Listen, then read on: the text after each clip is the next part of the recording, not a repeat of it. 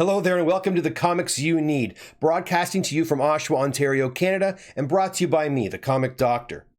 This is the program where I feature the sizzling hot comics that speculators are itching to get their hands on. I love delving deep into the characters that are currently being featured in film and on television and discussing the key comic books that originally introduced them to us. Now, before we get started, please take a moment and hit that subscribe button. And also remember to please leave a comment. That increases your chance to win free comic book grading by CGC and pressing by me, the Comic Doctor. Okay, so WandaVision came and went, and aside from some annoying Easter eggs that went absolutely nowhere, I kind of liked it. And as most comic book fans have now come to realize, Hollywood and comic collecting, and especially comic book investing, has had a symbiotic relationship over the last several years. It seems that the announcement of, or even just a hint, that a particular character might show up in a film or television show adversely affects not only the popularity of certain comic books, but their value as well. Now, Disney's hit series WandaVision was no exception.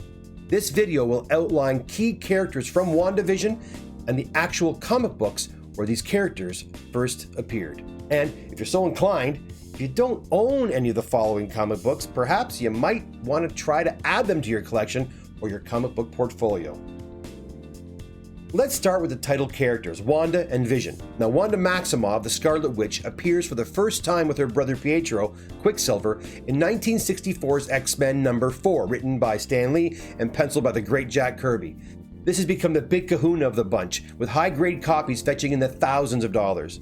Next, we have Vision, whose first appearance was in 1968's Avengers 57, written by Roy Thomas with art by John Buscema. Now, Buscema's classic cover art, all in red, is one of my personal favorite comic books of all time.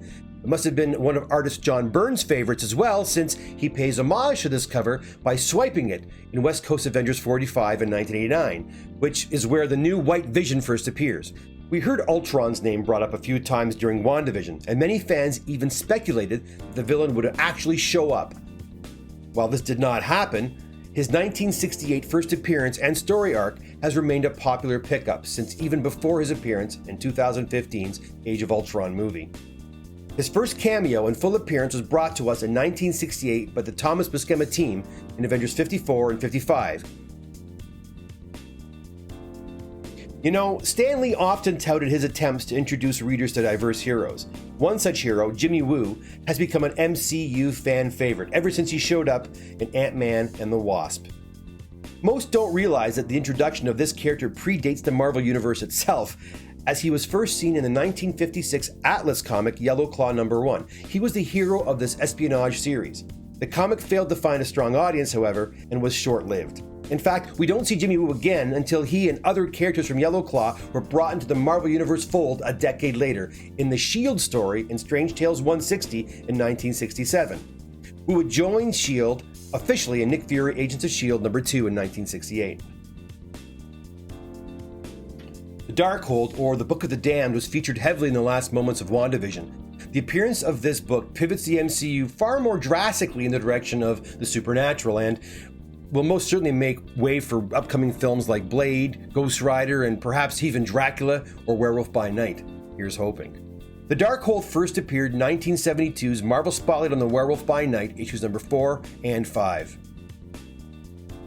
Wanda and Vision's children, Tommy and Billy, also have their roots in the comic world. Billy and Tommy Maximoff are first introduced at the conclusion of Steve Englehart and Richard Howell's 1989 Vision the Scarlet Witch miniseries, in issue number 12 specifically. Like in WandaVision, the twins are conceived by Wanda's magic. We see the boys as adolescents several years later in the Young Avengers series. Billy, Wiccan, in Young Avengers number 1 in 2005, and Tommy, or Speed, in Young Avengers number 12 in 2006. Now, Agatha Harkness, the big baddie of the WandaVision series, was introduced in Fantastic Four 94 in 1970 by Stan Lee and Jack Kirby. In this story, Agatha comes to the aid of the FF by thwarting the Frightful Four's attempt to kidnap an infant Franklin Richards. She defeats them all on her own. And she's not only powerful, but good. Now, perhaps she will turn out to be a good guy in the MCU after all. We will soon see. Finally, we take a look at Monica Rambeau. In WandaVision, this young hero begins to display extraordinary abilities by the end of the series, obviously possessing superpowers. Rambo has had a few aliases in the Marvel Universe. Here they all are, along with when she first appeared as such.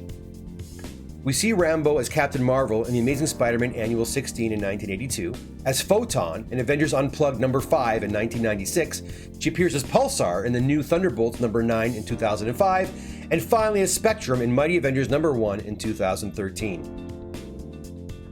Well, there you have it, all the comic book first appearances of the main characters from the MCU's WandaVision. Now, there are no guarantees that these comics will continue to pop up in value, but recent history has shown that once certain books are noticed, their value often remains steady and rarely plummet. Now, many of the comics outlined today are also still readily available, and deals can still be had, so happy hunting.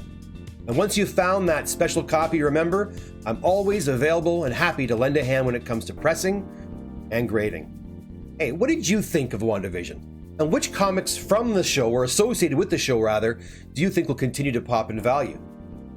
Let me know in the comments below. And until next time, take care and keep reading them comics. Bye now.